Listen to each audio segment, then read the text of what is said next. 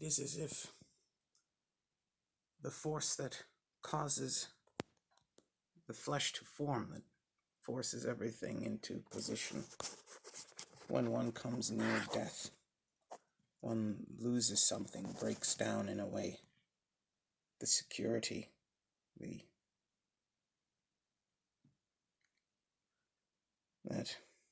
darkened, gray, reddish pieces of a broken heart are moved by this force. This force then moves the wreckage to somewhere where it can become stuck, depending on what kind of wreckage or debris, refuse, and where it broke off from. The force that pushes everything together may cause it to land in a different place, a different spot.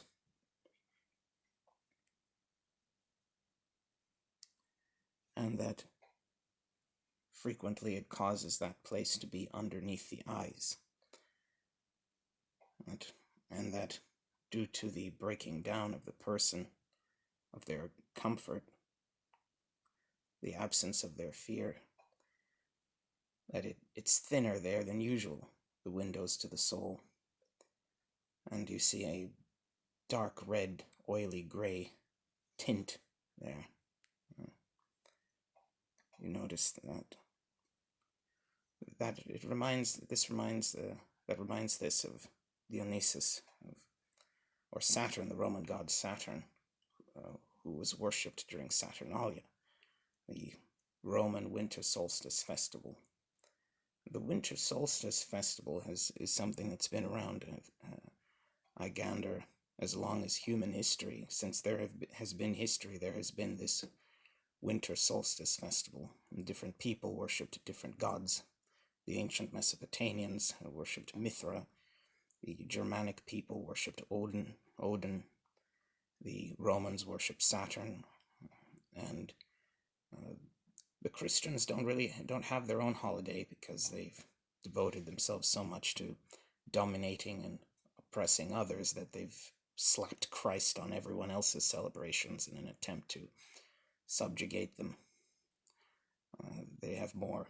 You have the Nordic pine tree and things from different cultures.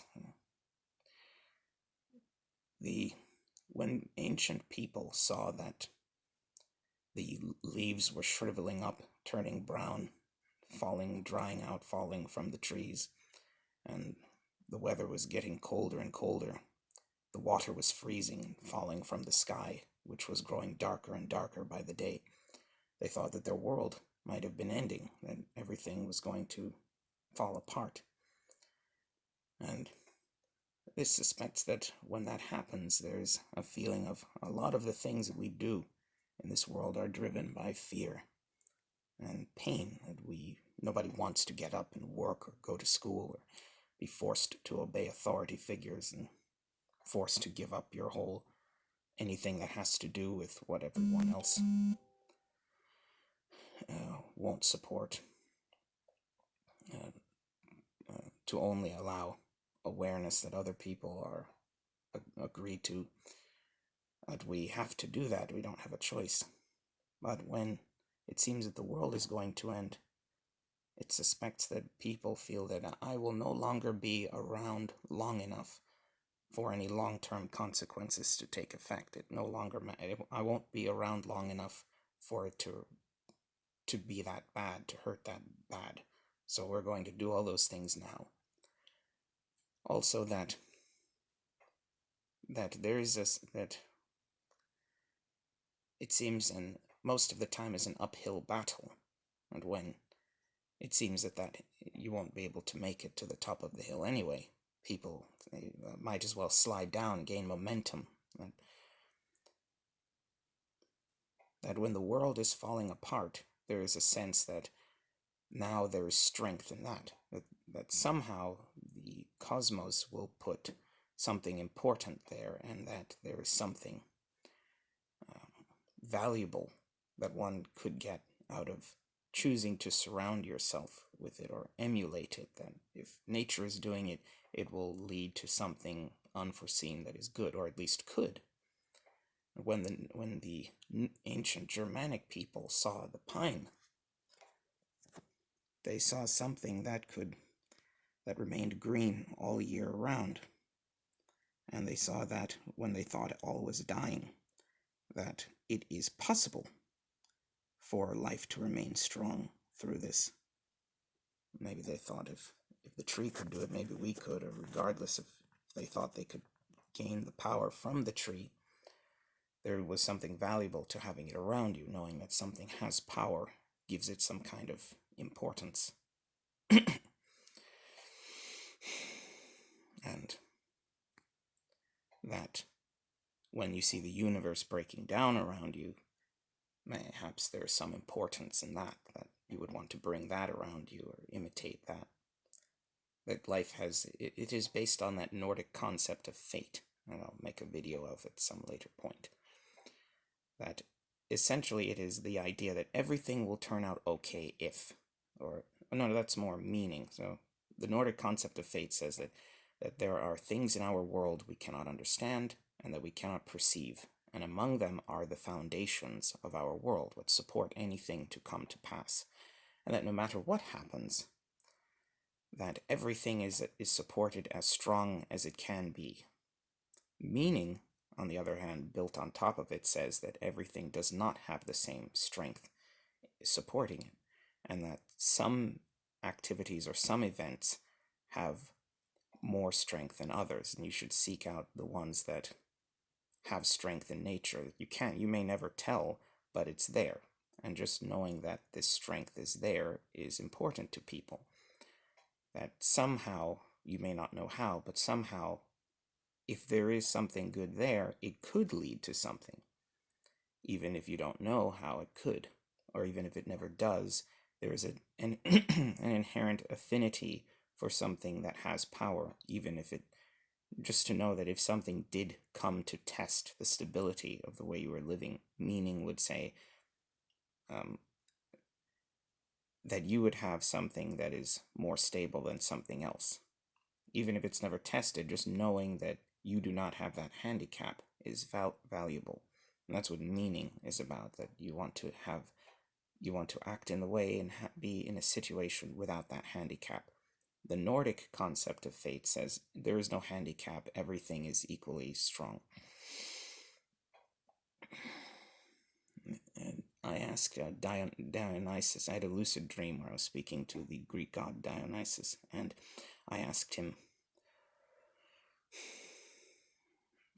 what comedy, what made something funny, and he told me that he responded by saying a polyphonic voice is a voice with one throat but many mouths, each one less articulate than the last. The mortal proclivity is to assume that the one closest to the source of the power is taking power that the last one would have been able to have, is sort of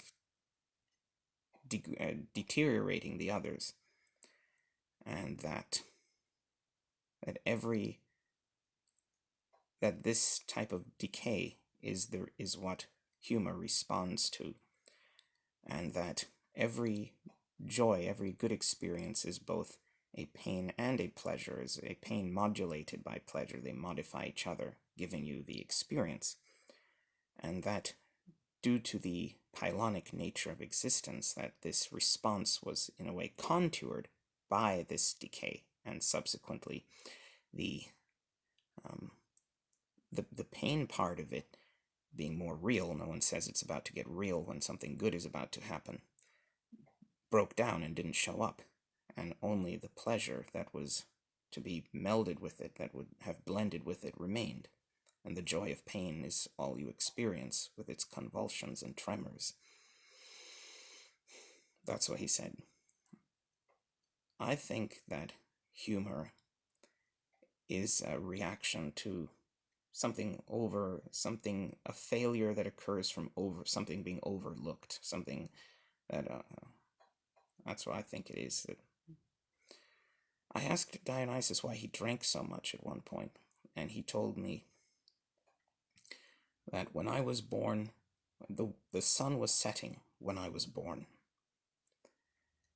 and I was lofty and phantom is what tethered me to the mortal world, and like it, I float, and the world turns beneath me, and so the sun is always setting from where I sit. I'm not certain what that's supposed to mean, but when I think about that, I think about tents somewhere on a plain or sunset, someone was born, the the effectiveness at which a being produces the successful outcomes of flesh, that one is healthiest in a certain way, producing the most health at that point, that maybe not strongest, but that you burn so bright you cannot see, and that much energy propels experience to places you couldn't otherwise, but also blinds you from others, that one must die in certain ways to see over time, that outside the tent, the world you haven't ventured forth into lies, where children are running around playing the sunset. There's a constant disappointment in life, and soon you'll have to go back in for the night. The world will force you with its darkness to retreat. And if you stopped now, you'd be disappointed that you lost more time you could have been playing. But if you continue to play, you will know that you've lost comfort from that. You know you'll have to stop soon. It seems that there is this perpetual lack of support, or it's often a never enough situation. Regardless of that, maybe when you see the sunset, you see the world becoming darker in that way. There is some feeling that goes where if you have the right situation while the world is ending, maybe you can feel okay about it. And if you can feel okay about it, then you have something strong no matter what in life.